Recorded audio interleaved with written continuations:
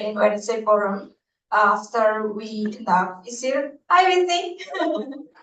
And yeah, today we're privileged to discussing about pilgrimage, Haji or Umrah, and this research about Hajj will be conducted to our honored speaker from Sunan Kalijaga, and there's quite like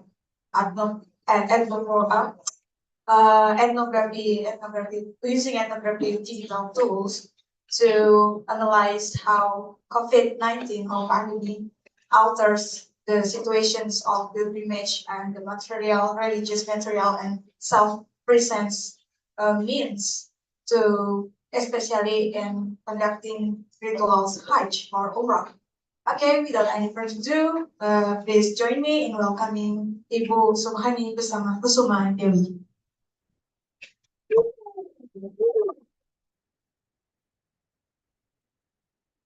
Okay, good afternoon, everybody. Because I am from Ubin, let me greeting you. Assalamualaikum warahmatullahi wabarakatuh. Okay.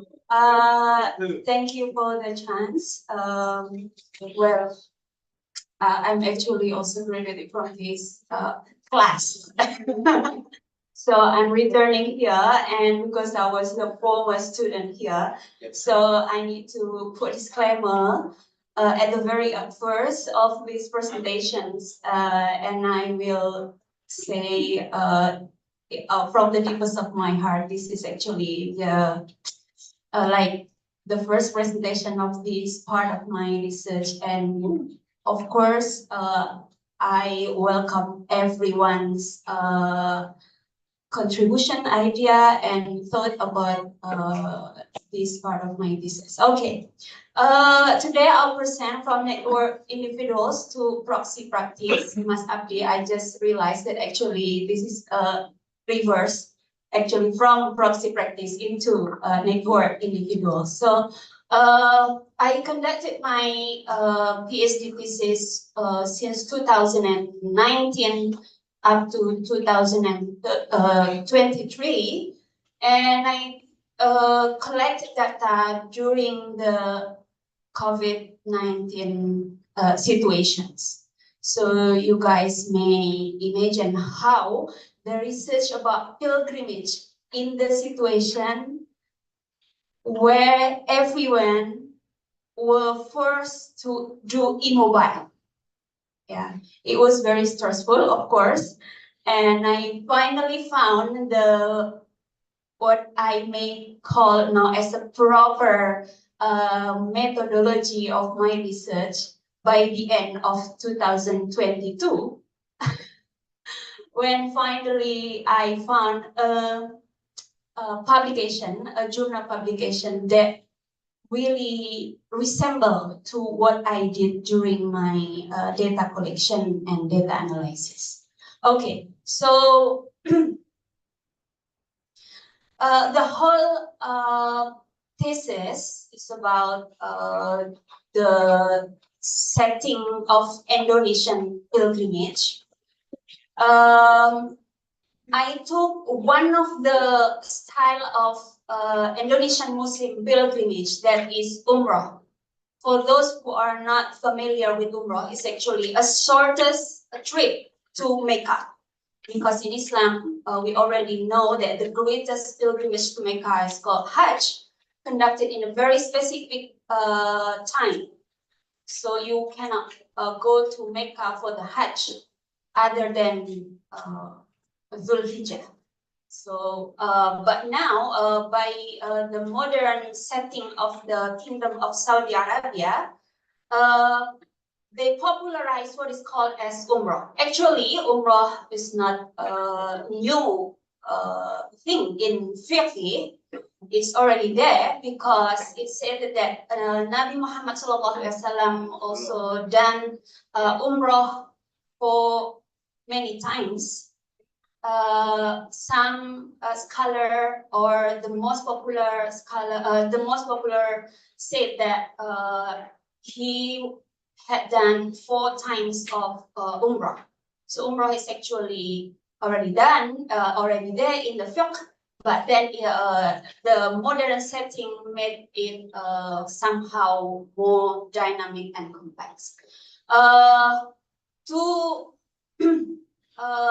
frame my research, the whole research, I use a field concept by Bourdieu, where in the Indonesian setting, I explore in many of my research contexts. There are many models or patterns of pilgrimages. Umroh is only one, and scholars or societies note that Muslim Indonesia are very, very familiar, and they are actually the active participants of ziarah wali, ziarah kubur, or local pilgrimages. And of course, Indonesian Muslim also one of the most important participants in annual Hajj, in annual Hajj setting worldwide. Indonesia is among the three largest Muslim countries joining the Hajj annually. So that's why here I said I take one of the specific concept in the Bourdieu's field. There are autonomous field and also heteronomous field. I use it to capture the pilgrimage arena in Indonesia. Of course, you can also put like local pilgrimages, autonomous field, in a sense that in every field there are a specific structure that the participants follow this structure, and this autonomous field, they also have the the very system in itself where every agents follow the structure. In the heteronomous field is where other facets of social aspects like economy, sociology, politics, of course, in Indonesia, also have a contribution or have influence in the certain field in this research is umroh field. And for those who are not very familiar, Indonesia is one of the Muslim country which has Hajj law, where the law also constitute about or also structurize the umroh. So you can say generally that umroh pilgrimages in Indonesia is structured or is conceptualized by a setting from the government. Oh, sorry. Yeah. The whole thesis of my research argues that umroh is one setting of the pilgrimages in Indonesian context. While it has the autonomous aspect of the field, but it's also influenced by other setting or other field of pilgrimages in Indonesia, in Muslim Indonesia. In this, let's say, interconnected facet of field, Indonesian Muslim pilgrimage also actually has relation with each other, and in this setting, actually agents, of course, they are competing to gain certain, let's say, power or capital in this interconnected field.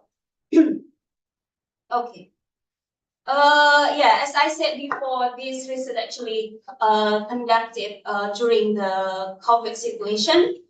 I was firstly initiated to take remote ethnography because this kind of ethnography have been done by some of the scholars, some of the researchers, where when they were facing disastrous or uncommon situation.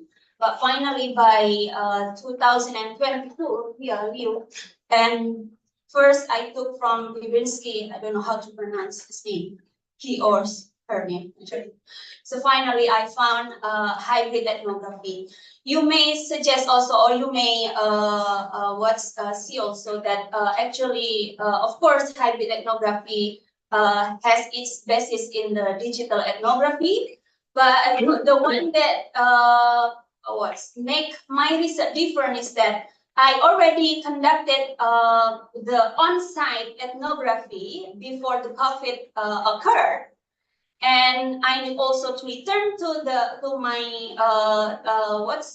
participants here in Yogyakarta, but then the disaster come, so I couldn't connect unless I use the online setting.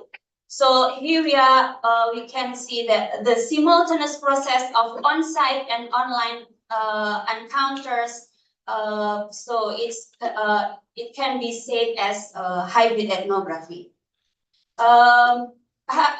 Liu explored a lot about hybrid ethnography. I think I will not explain it here in the first, but I'm very happy we can discuss later.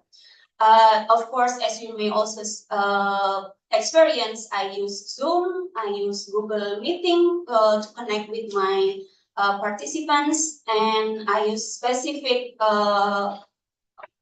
peculiar tool of hybrid ethnography in the analysis, because the bunch of data that I got from on-site and also the online encounters. So what I want to present today is what I said is part of my thesis that related to earlier I said about heteronymous field, where the context of the expanded setting of pilgrimage is expanding, was expanding during the COVID, and to my not assumption, to my reading of data, I say that actually the expansion into cyberspace is actually the expansion from economic aspect of pilgrimage field. So this is what I want to present today here in chapter 6. Oh, sorry. Maybe some of you are familiar with the pilgrimage studies. What I want to say here is that in the anthropology of pilgrimage, the theory, the concepts there, and currently one facet of concept rising and growing, that are the anthropology of Muslim pilgrimage studies. So, of course, there are some of the scholars did this very well.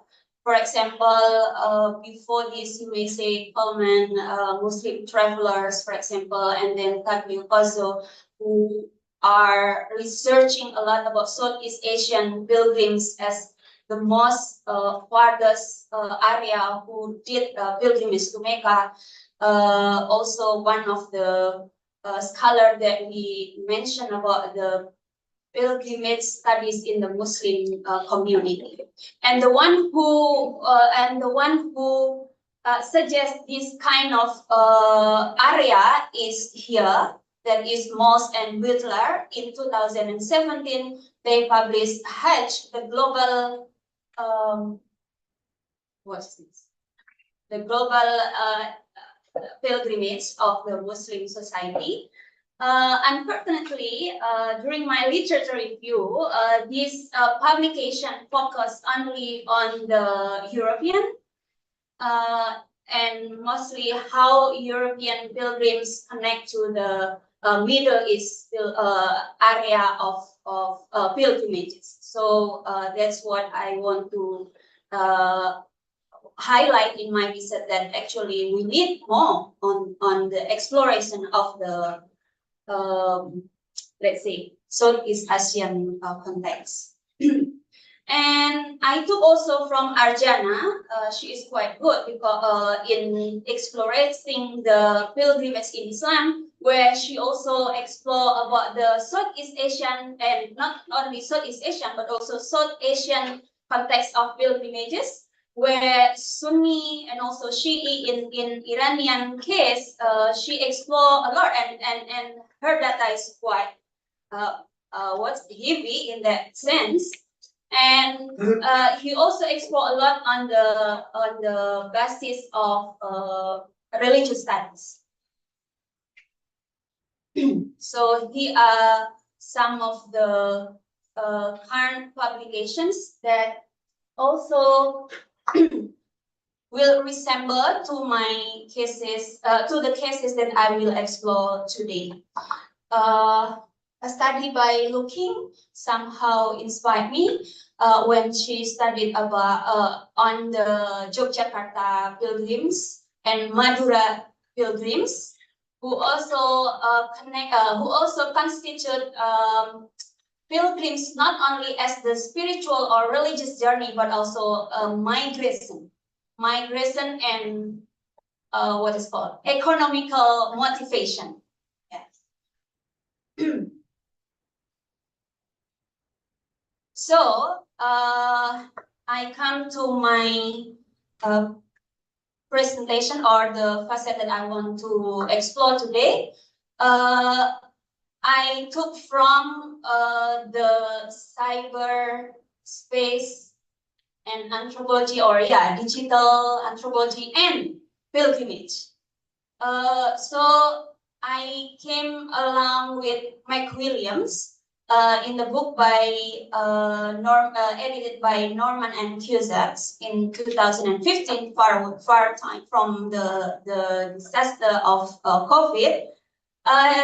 She illustrates the modalities of people mobility to show us about the setting of virtual pilgrimage. Not yet in the area of cyber pilgrimage, but in the virtual pilgrimage. It says that the cyberspace is the sphere where virtual pilgrimage or digital encounters occur. It offers an architecture like temples, shrines, which is actually not reality. It's not reality. It's like what's a symbolic aspect of the real, of the in-person encounters in the pilgrimage sites. And in that sense, actually, virtual pilgrimage, McWilliams says, also need like a navigators, which later I found the word like vloggers, or previously in the Muslim pilgrimage we find what's mutawif, but now mutawifs are commonly go for vloggers too. Yeah. Okay. The examination, McWilliams sees internal autonomous structure of pilgrimage and emphasizes the influence of other aspects such as economics, politics, to contribute and make the autonomous aspect of pilgrimage into heteronomous one. So this is part of my data concerning the COVID situations happen. Oh, sorry. Before the COVID come, actually cyberspace and social media already become a common space for pilgrims to express their experience in the pilgrimages.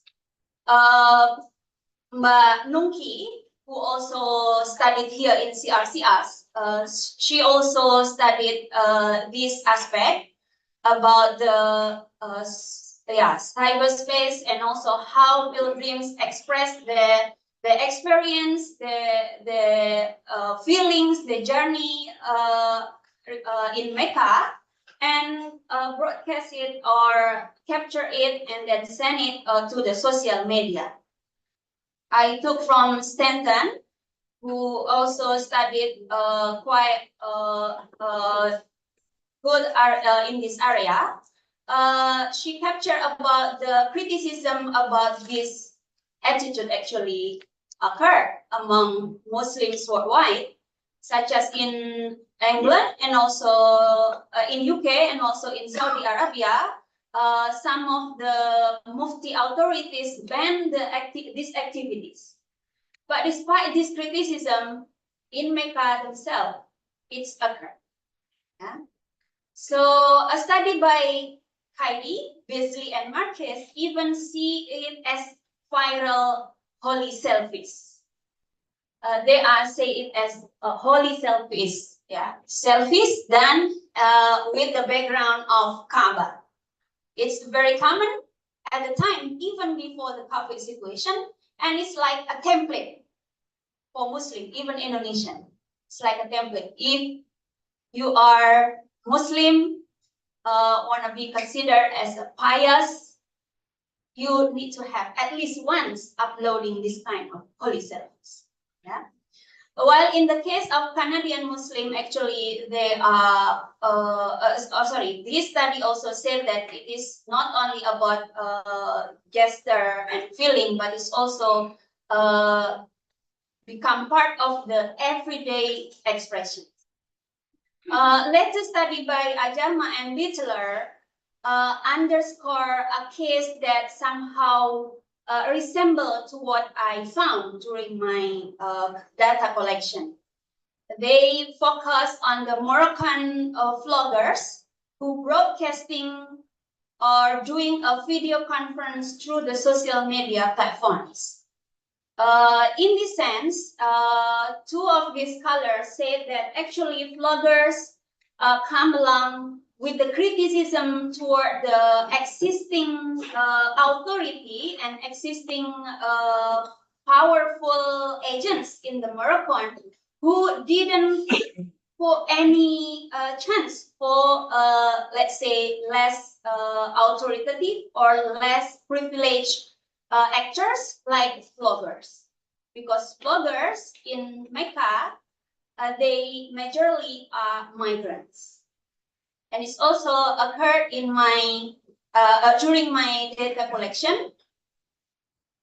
When the pandemic occurred, pilgrimage sector is actually one of the risky, infective gathering events that need to be banned. That need to be closed as soon as possible, like the Japan Olympia, for example. They find Kingdom of Saudi Arabia finally closed the two sacred sites, which stimulate a very lonely feeling of I think all Muslim worldwide. Yeah, they express the feeling of lonely and cannot connect to the sacred sites, cannot connect to the divine spirituality and so on. Yeah. Of course, the economic loss of the providers there, both in Mecca and also other countries like Indonesia, and even bigger providers, I mean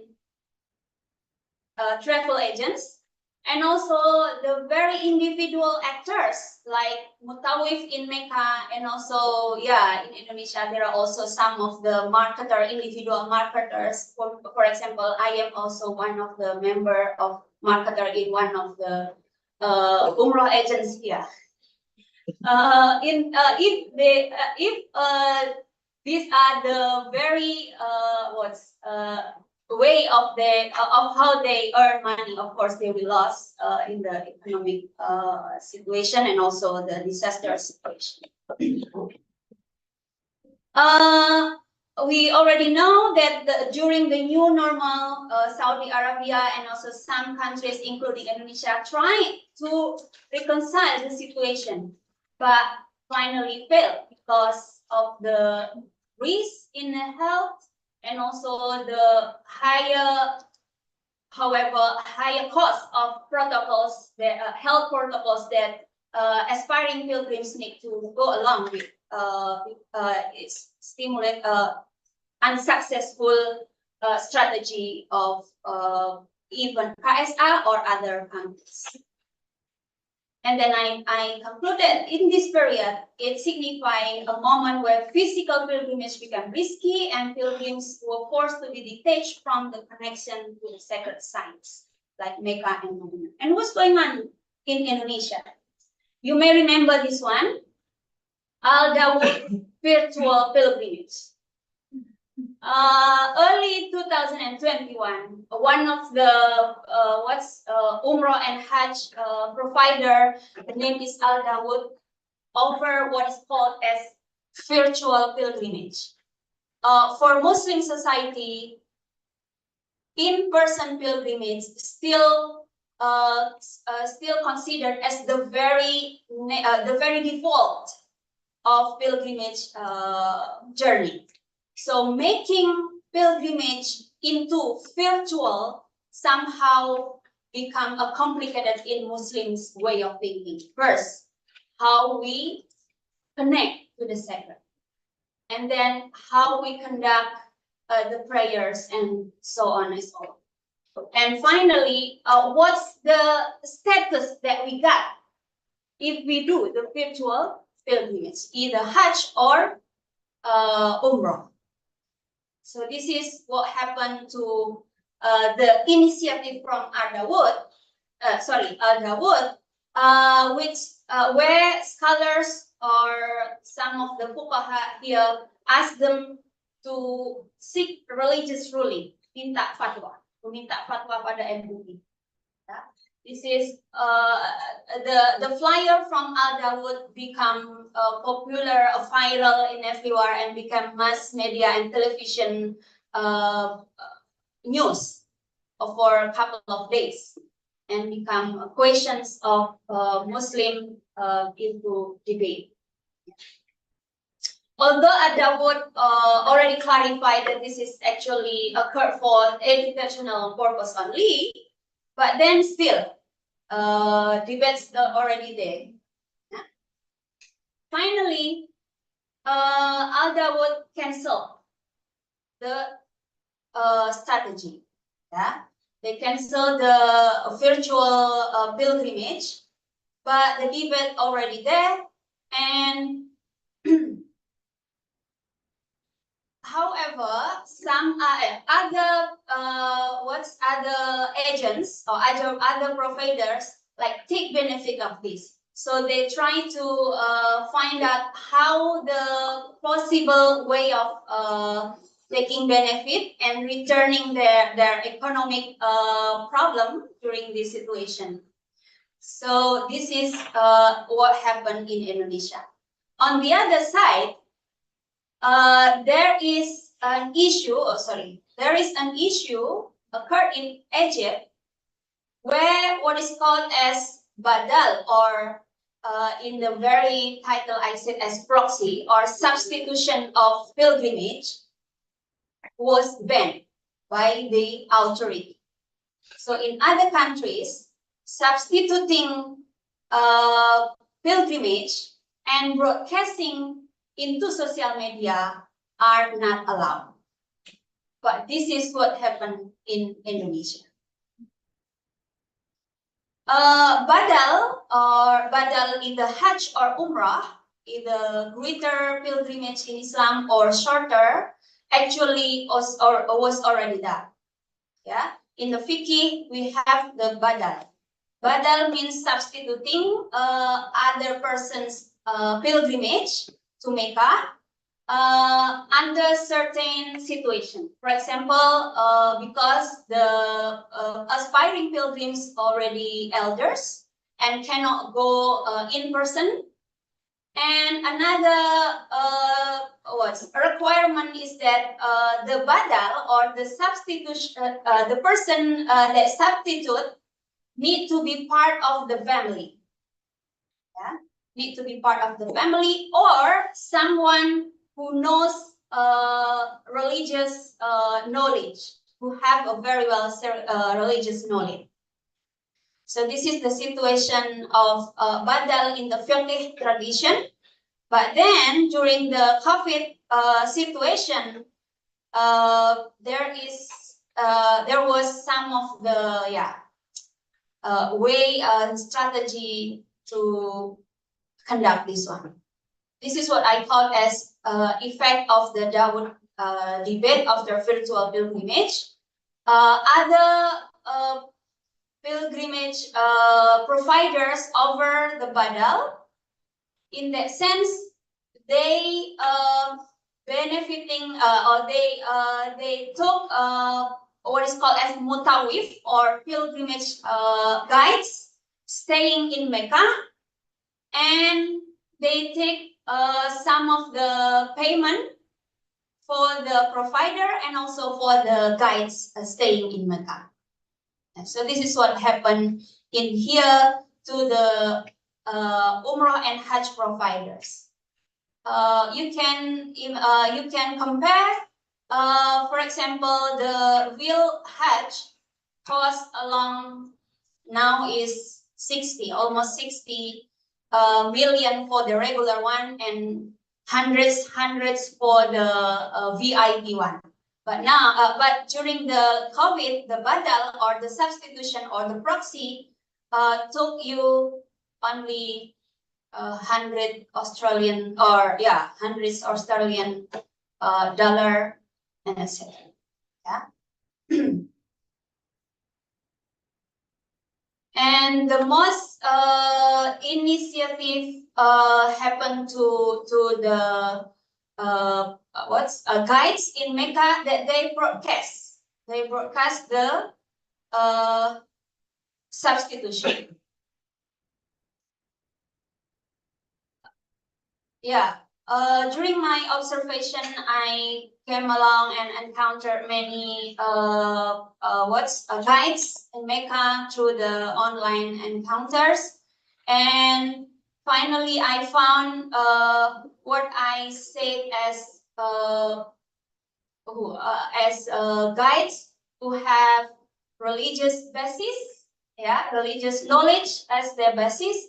And also in terms of social media, they are actually most familiar or most popular among Indonesian vloggers. Yeah. So here I met Ustadz Safi through online, of course, with the very he was at that time the most popular, the one that has highest subscribers. An alumnus of traditional pesantren and a family migrant background.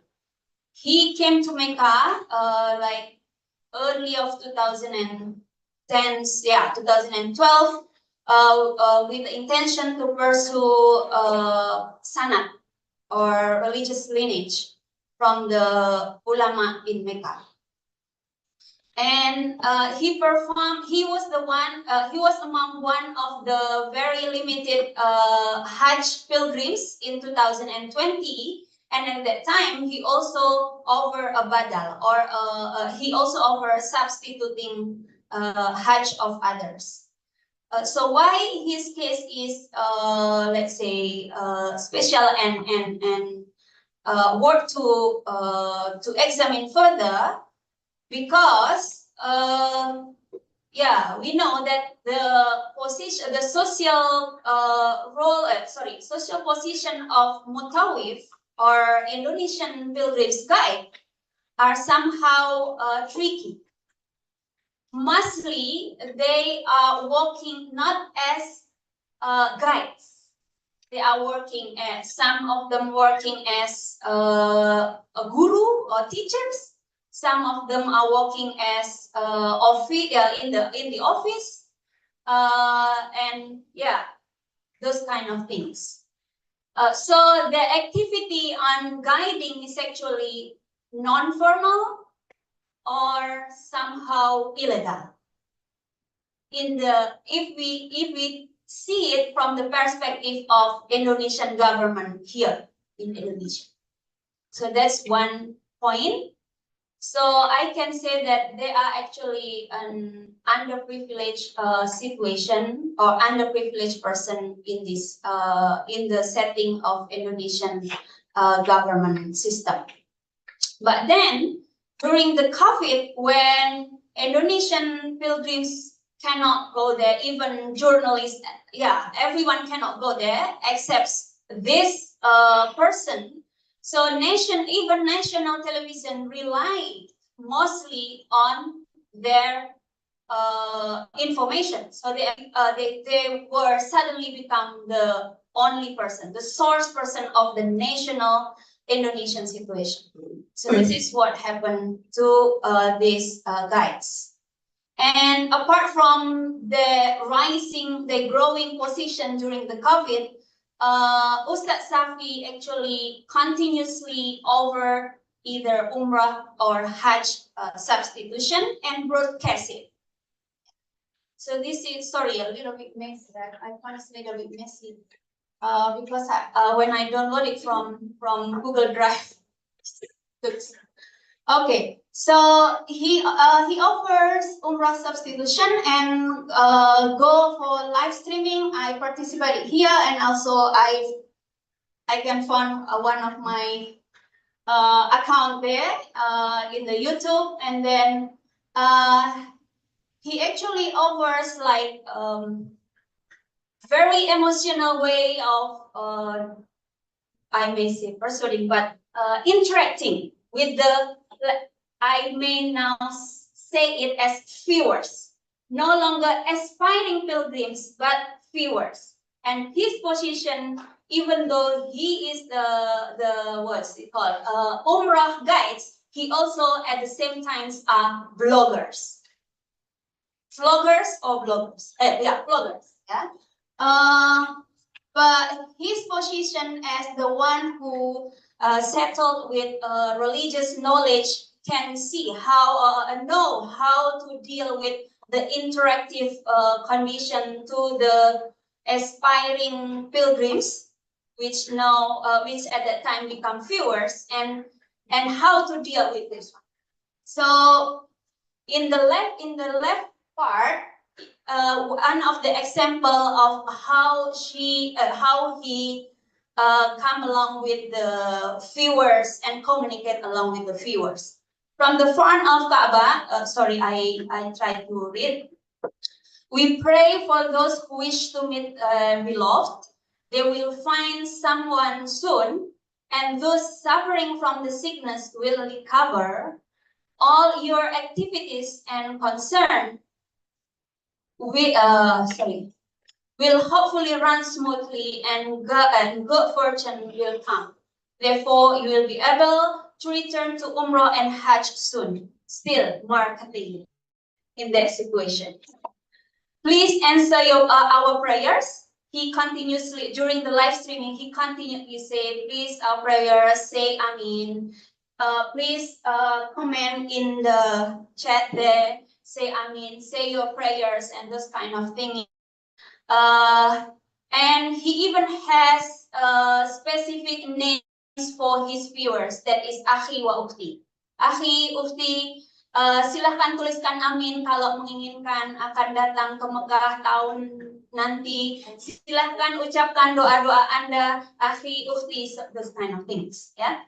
God might grant these prayers through your response, concern, and aims. And the last part, this is showing his position as the students as country. Pardon, I interrupt. Maybe okay. 5 minutes left. Okay. Yeah. So another case, of the broadcasting pilgrims guides, I found this is as he has the account of Bang Hasbi. Bang Hasbi is a Sumatra young man, graduated from Al Azhar. He has somehow lower subscriber other than Ustaz Safi, and just recently started working in this area in 2018. But then he come along. He directly goes along with the Mutawif and vloggers. Like for instance, from the Mutawif into vloggers. And interestingly, he connected with other vloggers and Mutawif. And during the pandemic, they set what they call as Trio Hebat Community. So this is what I finally found as network individuals or network pilgrims or whatever we call it. But in the some of the journal, I found it as network individuals. They offer religious trainings through Zoom or social media live streaming such as Instagram. This is what I participate in that. Yeah. And they only use Umrah as the moment to reunite from the online to the in-person meeting. So this is what finally I found it in one of the journal article. They said this is what is called as network individual in the religious area. So here the explanation about network individuals. As I said before, actually the cyberspace become the expansion of economic field of Indonesian pilgrimage, particularly the global pilgrimage, that is Umrah and Hajj, where cyberspace intensifies more room for individuals in exchange their knowledge and exchange their sources or capital. This growing field encompasses new habitats of religiosity, particularly for those who are internet savvy individuals, who are familiar with the internet. I can say it's not only occur in young generation, but elders who are able to connect and who are familiar with the internet connection, they also participate very, very active and allow possible religious reinterpretation of rituals. This is what is called as network individuals. I took it from Labors in the book published, the book published by ICT 2023. The practice and broadcast Umrah on vlogs, they drew emotions and sensory experiences during the first immobility phase of COVID-19. And Mutawif language expressions such as Ustaz Safi and also Bang Hasbi, they continuously go with the prayers, their gestures, body languages, even words expressed during the live streamings and facial expressions. One of the live streaming, Ustaz Safi were crying, knowing that the Kaaba was empty. Only some of the people went there, and he was one among those small quantity of small quantity, only little persons stayed there. So his position, his condition, their condition acknowledge social media as a means to reconnecting with Mecca and allowing them to express allowing aspiring pilgrims who were at that time as viewers to express the emotional connection being apart from the physical connection to Kaaba. I think I will stop here. And of course, I allow and very welcome of the thoughts, idea, and critics. Thank you very much. Thank you. Okay, we open to discussion today on the educations. Or you need time to process. Yeah. Okay. Okay,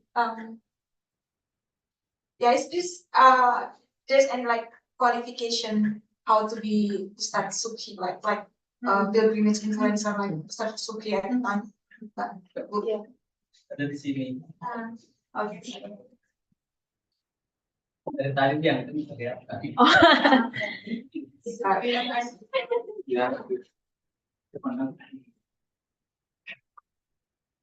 Thank you for the opportunity and thank you for the presentation. It's so interesting one.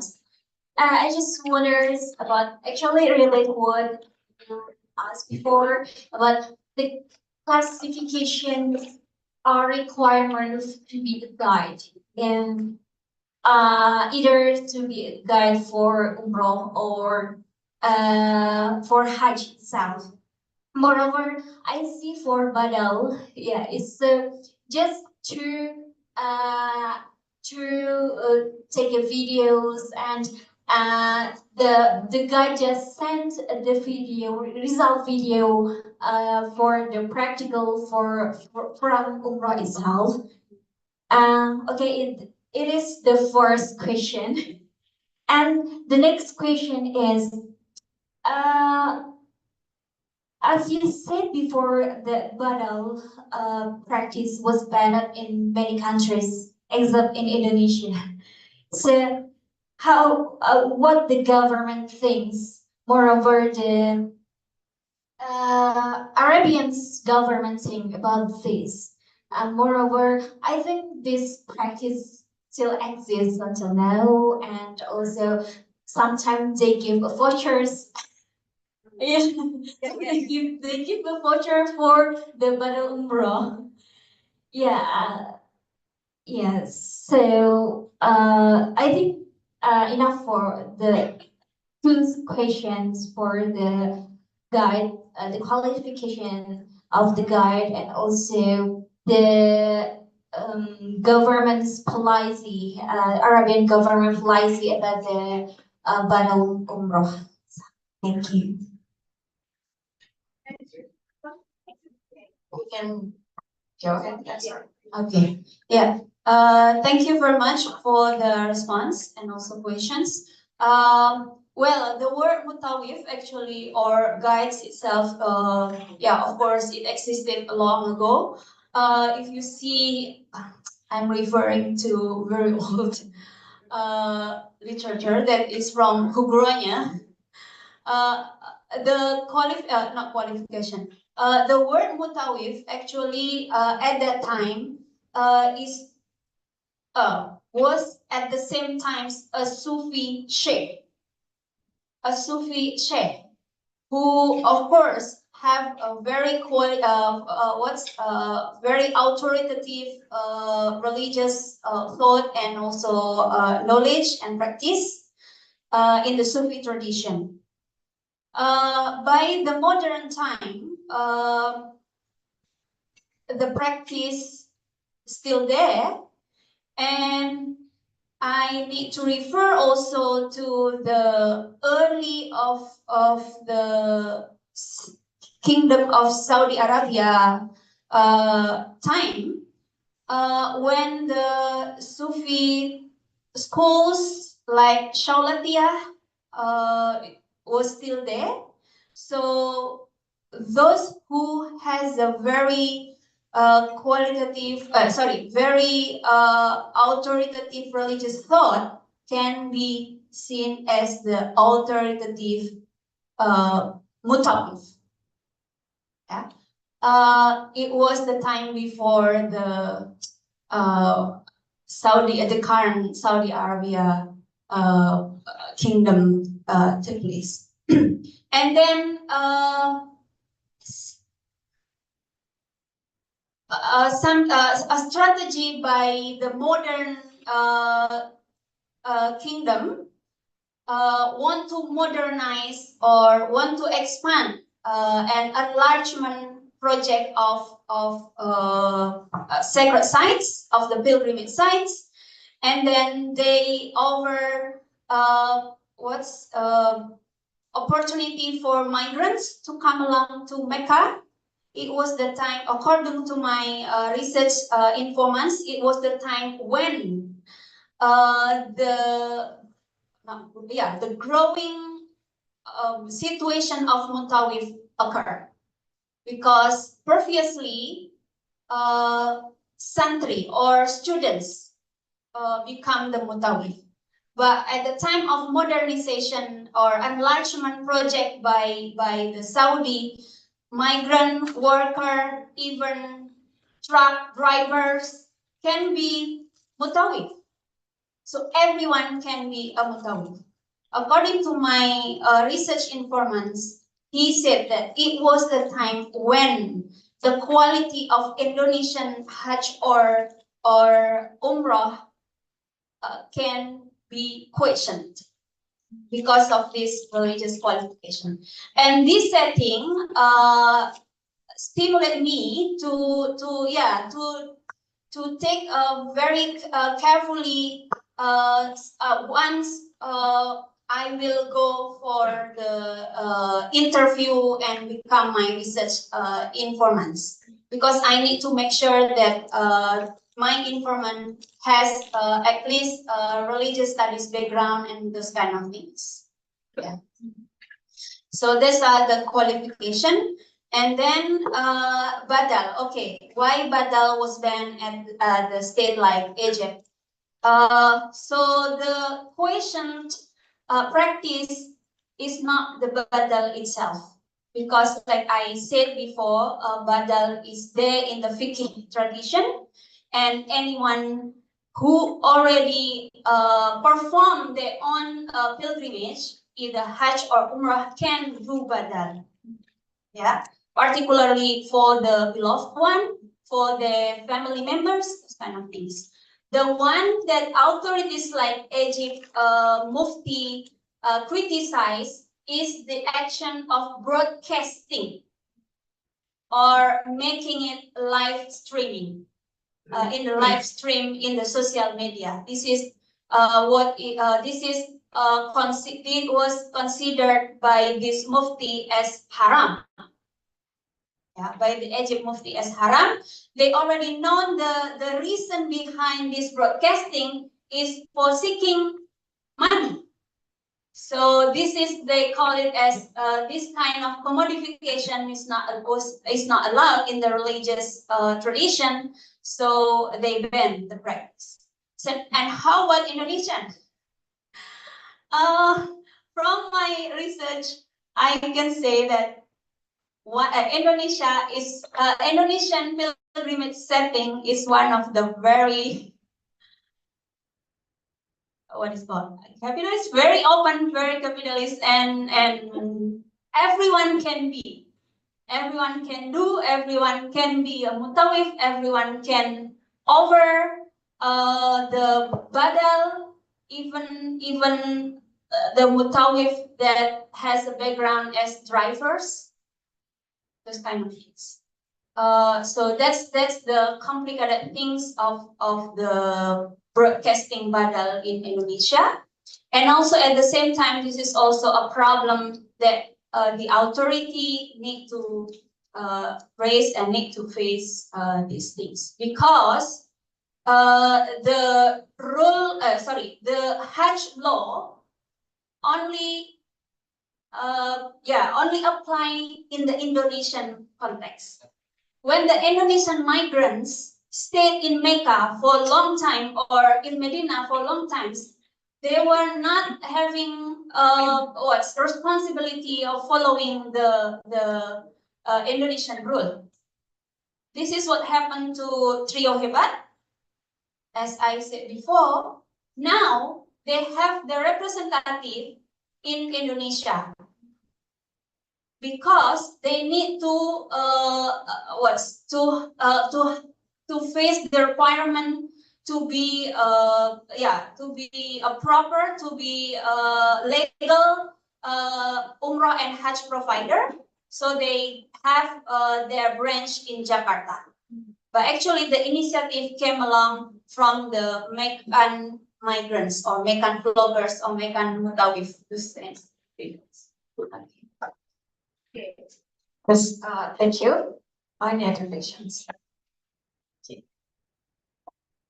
Thank you very much. This was really, really interesting and informative. Really enjoyed. I have two questions. One on capital as you use it. Yeah. Could you just clarify this a little bit? In the way capital is sometimes used, there is this notion of competition, hierarchy. How does this translate into that type of use of capital, or do you use it in a different way? So if you could just clarify what the use of capital is for you. And then I have a second question.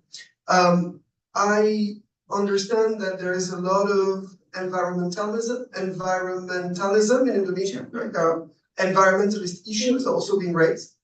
So I was wondering if this notion of Badal pilgrimage has ever been connected in the debates to environmentalist issues, because in this pilgrimage means taking the plane, and there's global warming. So has this been reframed by some people, at least in those terms? Like, in a sense, if you do virtual pilgrimage, you're doing less, you're producing less global warming. Pollution. Yeah, exactly. Has this ever been framed in these terms or not at all? I was just wondering. Thank you very much. Oh, sorry. Stéphane Lacroix from professor in Sciences Po in Paris and physically here in Indonesia. Thank you.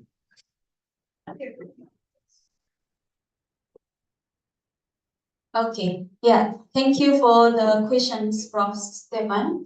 I said in my beginning of this presentation, actually this is only one chapter of my research, and this chapter actually I consider this chapter as one of the setting or the field, how I capture the pilgrimage field in Indonesia. Yeah. So basically, I use capital as the source or power being accessed by agents and also compete in the field of the pilgrimage in this sense. Later in chapter in chapter 7 and 8, when I describe my local informants here in Yogyakarta.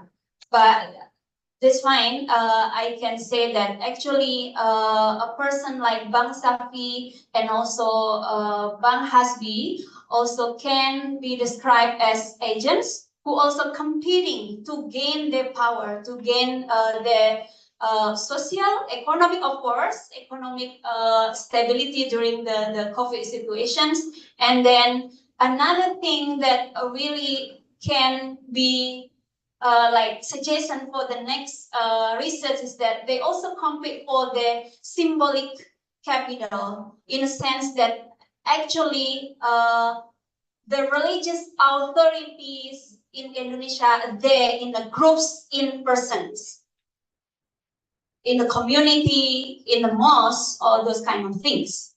But persons like Bang Safi or person like Bang Hasbi, they are individuals with no community in, I cannot say real life because in-person connections.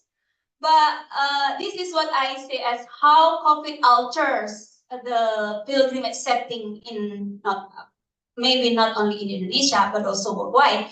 But a person that were considered as unprivileged or has less power, that has less capital in the on-site conditions, then they try to gain power, they try to compete in the, you can imagine here how they compete to the already exist what is called travel agents since Suharto era. I can say Patuna, I can say those are the players, those are the real millionaires here in Indonesia. But how about these individuals? So this is how they try to compete, and they try to be a source person, the first informants during the COVID-19 situation, when no one of the Indonesian can say can inform news information about Kaaba. And if we return to the COVID situation, for example, relation to Kaaba, to God, can raise our feeling as the Muslims, Indonesia, because we disconnected, we detach from this interaction. And yeah, your idea about Badal and foreign policy issue is really interesting. The case about Green Hatch is there, and I'm sure that Mecca also, Saudi Arabia also raised about this issue about Green Hatch, but again, who can guarantee in the midst of the enlargement that will go up to 2030, and they are very ambitious with the 25 million Hajj will come at that time, 2030. Where's the environmentalists? Where's the issue? There, it's not there, of course.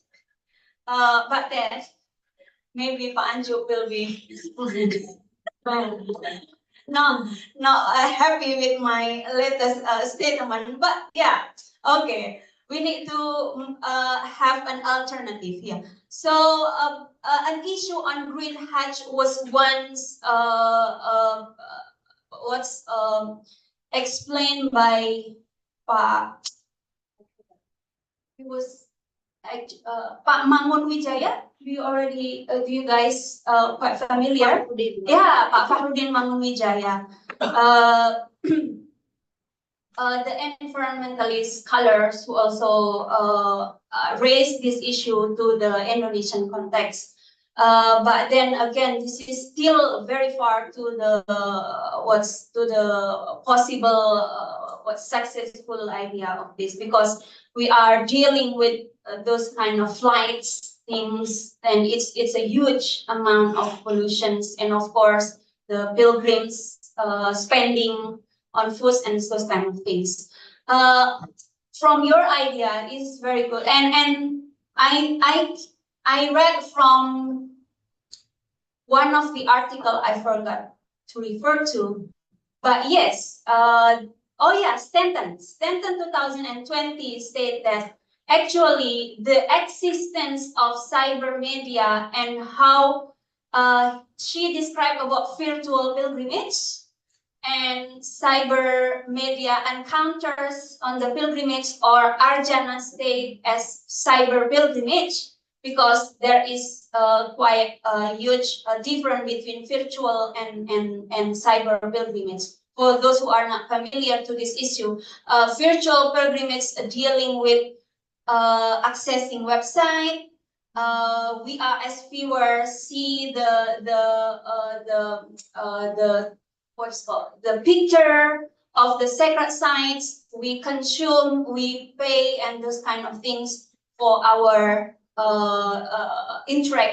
for our spiritual encounters. Those kind of virtual release. Whilst live streaming stated about cyber pilgrimage stated about those kind of interaction. They already explained. They already done with these vloggers.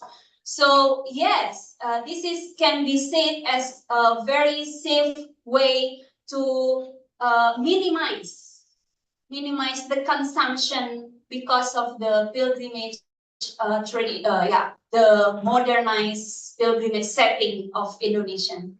Because particularly those who go forth and back to the airport, of course, they are familiar with those kind of Indonesian folks with uniforms and the similar suitcase, green, red, those kind of things. These are the one that we deal with.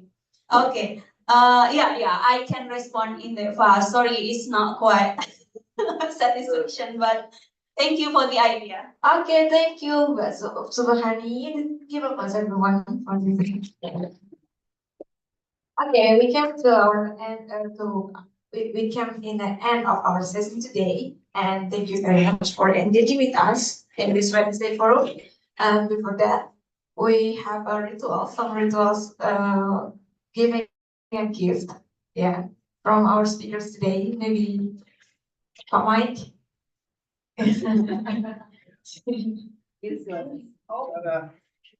Irma tadi, nanti juga tuh.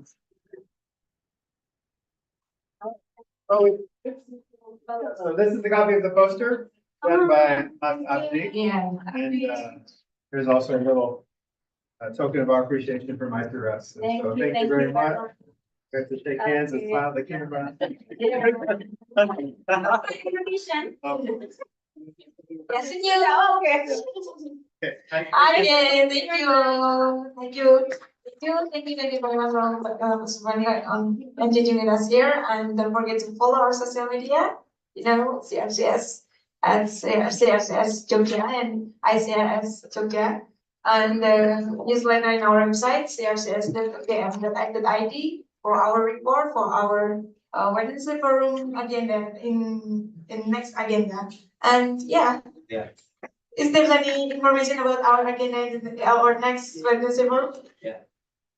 Will be in the media. Oh, will be informed. Okay, so don't forget to follow our Instagram. No. Yeah, everything will be posted in Instagram. Okay, thank you everyone, and Thank you. happy Wednesday.